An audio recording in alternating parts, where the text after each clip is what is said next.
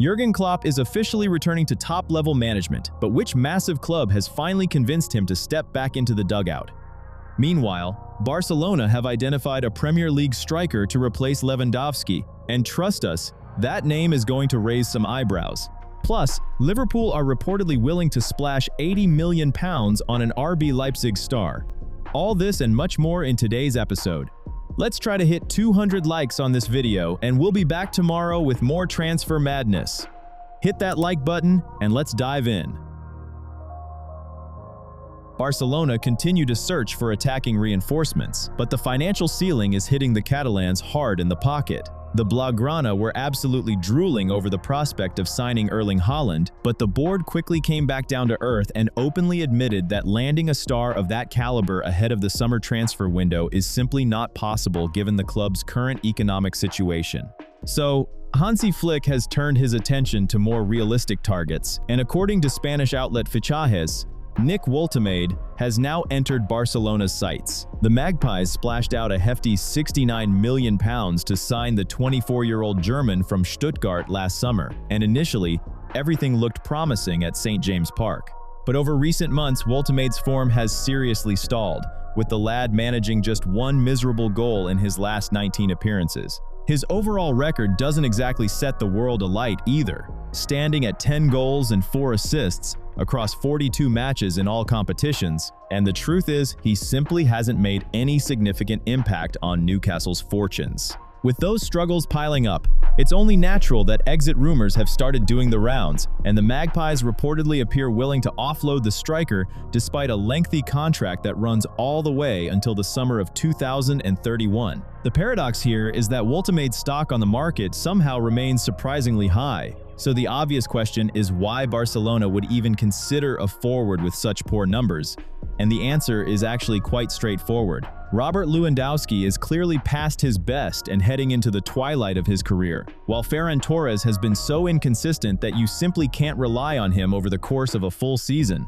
Flick urgently needs another striker, and although Omar Marmoush's name was floating around the shortlist, it's Woltemade who's become the priority target, personally demanded by the head coach. What Flick wants is a forward capable of dictating play against compact defenses, winning physical battles, and providing the team with genuine tactical variety. The coach wants to be able to change his attacking approach when Barcelona's trademark intricate combination play isn't working, bringing more raw power and physical presence inside the box, while reducing the dependence on individual brilliance from specific players. And in that very specific department, Flick considers Woltemade to be world-class. It really is the classic transfer market story, a player who scored 1 goal in half a season and looks completely lost in the Premier League, but thanks to the belief of one particular manager in his specialist skill set, he could still find himself walking through the doors of one of Europe's biggest clubs. We'll see whether Woltemade gets his moment of glory over in Spain. Oliver Glasner's departure from Crystal Palace this summer now looks all but confirmed, with The Sun reporting that both parties have reached a mutual agreement to go their separate ways. The Eagles have already turned their attention to a replacement, and former Tottenham manager Thomas Frank sits right at the top of their shortlist. The current situation is clean and uncomplicated. Glasner and the club are simply finishing out the season together, with Palace in 13th on 38 points, 10 clear of the drop zone, so there's no survival anxiety to complicate the process. What makes this arrangement so logical is the context of the season itself. Palace's FA Cup success earned them European qualification, but that additional workload has weighed heavily on the squad's energy and overall resources.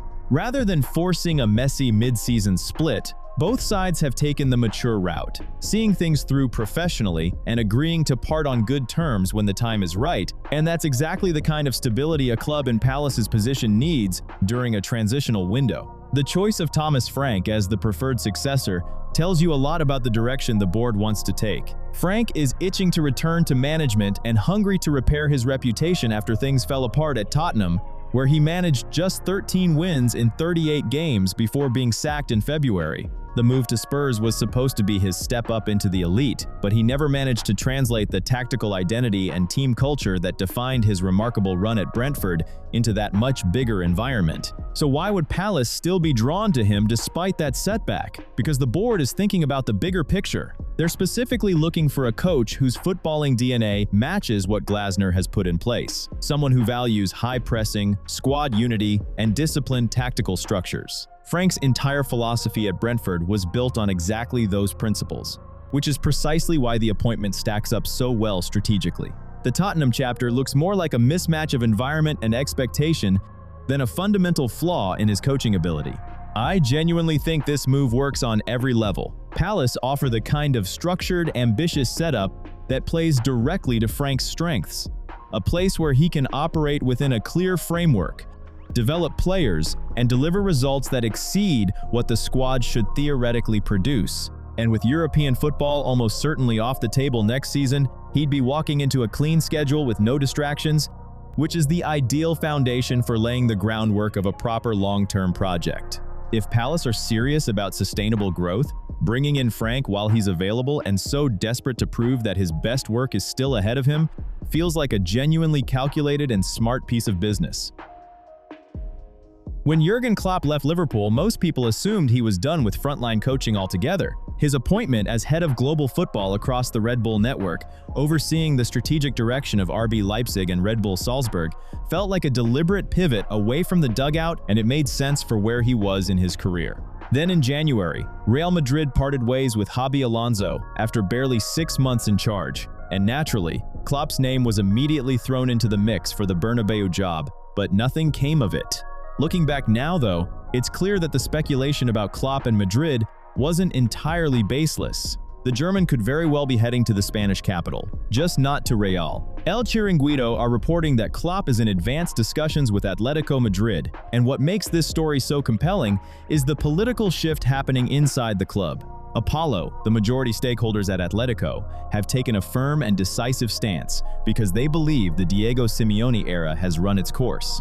Mark Rowan, Apollo's CEO, is personally driving the process, and he's reportedly certain that Simeone won't be in charge next season regardless of what happens on the pitch. If the Atletico leadership is engaging with Klopp at this level, it signals that they're not just looking for a replacement, they're building the foundations of a completely new sporting identity, and Rowan is convinced that Klopp is the man to deliver it. The reason this move resonates so deeply with Klopp specifically is his entire career philosophy. He's always gravitated towards the challenger role, towards clubs that punch above their weight rather than those that dominate through sheer financial muscle. He went to Dortmund instead of Bayern, he picked Liverpool over the more resource-rich Manchester City, and Atletico Madrid fits that exact template. As Klopp himself has acknowledged, the club's identity resonates with how he wants to work, which is precisely why the two parties seem to be moving quickly towards an agreement. Reports suggest the talks are going well, and there's already a domino effect being set in motion. Klopp's exit from Red Bull is being planned methodically, with Oliver Glasner lined up to take over his corporate role once he leaves Crystal Palace at the end of this campaign. And speaking of Simeone's legacy, his entire tenure at Atletico was built on pain, grinding effort, and relentless struggle. I know for a fact that some of you watching this on a smart TV are going through your own version of that struggle right now, because hitting the like button with a remote control means reaching across the sofa, navigating through the interface, and battling the cursor to actually land on the right spot. But summon some of that El Cholo spirit and make it happen. If this move truly goes through, swapping a man who seemed inseparable from the club like Simeone for someone of Klopp's caliber and philosophy would represent a genuine tectonic shift, one that could fundamentally alter the competitive landscape of Spanish football for years to come. Elliot Anderson silenced the Etihad this week, and that really isn't an overstatement. That stunning 76-minute strike on Wednesday didn't just ruin the mood inside the stadium, it appears to have been the final push that convinced Manchester City's hierarchy to commit to a big-money move for the Nottingham Forest star. According to Team Talk, a deal for the English midfielder is now close to completion, and frankly, multiple sources have been echoing the same line for weeks. Anderson's transfer to City is essentially a done deal at this stage. The question you'd naturally ask is why him and why now? Given that City had been monitoring the player for several months, going all the way back to last year, the answer lies squarely with new sporting director Hugo Viana. The Portuguese has reportedly been the driving force behind this transfer, having earmarked Anderson as a primary target last summer, and the club have been relentlessly pursuing this versatile midfielder who's been in sensational form this season. In scouting circles, it's been an open secret for a while that his energy, technical ability, and tactical awareness make him an ideal fit for City's developing midfield.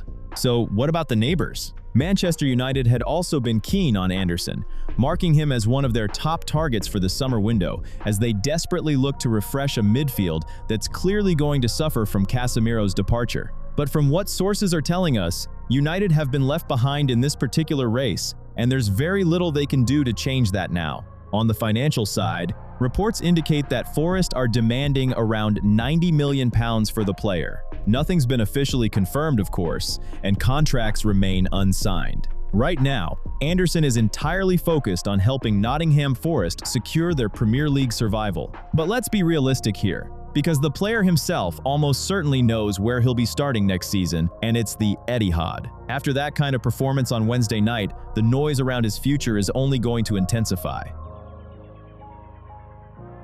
Chelsea are making a serious push for Alexander Pavlovic, and when you look at the logic behind it, the move makes perfect sense. The Blues want to bring in Bayern Munich's 21-year-old midfielder this summer to strengthen their options in the holding role, which is an area they've been looking to upgrade for a while now. Bayern have slapped a price tag of around €65 million on their academy product, but that kind of money has never really been an issue for Chelsea, and they're expected to open negotiations in the near future. Getting this deal done, however, is a completely different challenge.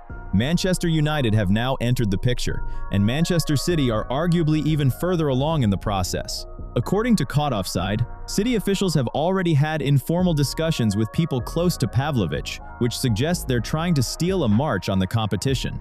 The reason Pavlovic is generating so much interest isn't complicated. The numbers back up his quality. He's been a regular starter under Vincent Kompany this season and has made 8 starts in the Champions League alone, which tells you everything about how highly the coaching staff rate him. But the biggest obstacle for all 3 Premier League clubs isn't the price tag, it's the player's own mindset. Pavlovic has made it clear that he's happy where he is, and recently said that his dream is to spend his entire career at Bayern, which doesn't leave much room for negotiation from the English side. Bayern's position only reinforces that. Christian Falk reports that the club have absolutely no plans to sell him regardless of the offer, because they see the technically gifted midfielder as a cornerstone of their future plans and consider him virtually priceless. And with his contract secured until 2029, Bayern hold all the cards in any potential standoff. So while Chelsea, City, and United may be ready to splash the cash, the bottom line is that the player is perfectly content fulfilling his childhood dream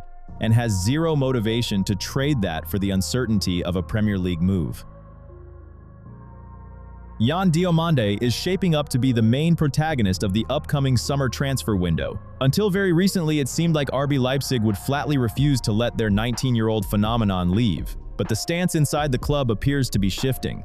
According to reports from Football Insider, the German side have realized that they might have to sell if a truly massive bid arrives on their desk, and the price tag is already becoming clear, because any suitor will need to put down around £80 million to make this deal happen. That figure is obviously massive, but there is a number that scares me even more, and that is the percentage of you watching these videos without being subscribed. There is a whole army of you out there, and if I got paid £1 for every non-subscribed viewer, I could probably buy Diomande for my own backyard team. So let's agree to make a free transfer of your clicks onto that subscribe button right now. Moving back to the player, there is a serious battle unfolding for the Ivorian, with at least 2 main contenders leading the race. The first is Liverpool, who objectively need more quality and explosive speed on the wings, which has become a pressing issue now that Mohamed Salah's form has started to decline. Diomande looks like a near-perfect acquisition for them, and there is a strong emotional narrative here too, because the player has publicly admitted he's been a Liverpool fan since childhood, which is a fantastic bargaining chip for the Reds. The second genuine candidate is Manchester United, who are just as hungry to add unpredictability in the final third. The Red Devils have everything required for a deal of this magnitude, including the finances, an ambitious project, and excellent chances of qualifying for the Champions League, which is a key factor for a forward who wants to be winning major trophies. One club that is almost certainly out of the running is Tottenham, because their chances of clinging onto Champions League football or indeed any European competition are incredibly slim. It will be impossible to lure a player of this caliber without European football, and the situation at the North London club is so precarious that there are even fears about relegation from the Premier League, so signing top-tier talent is frankly off the table if the worst happens. The most exciting part of this whole situation is simply how dominant Diomande has been on his flank. He has already bagged 14 goals in total this season. The 19-year-old already has the potential to be a world star, and he will only get better with experience. So now the only question left is which project one of the most in-demand talents in world football decides to choose.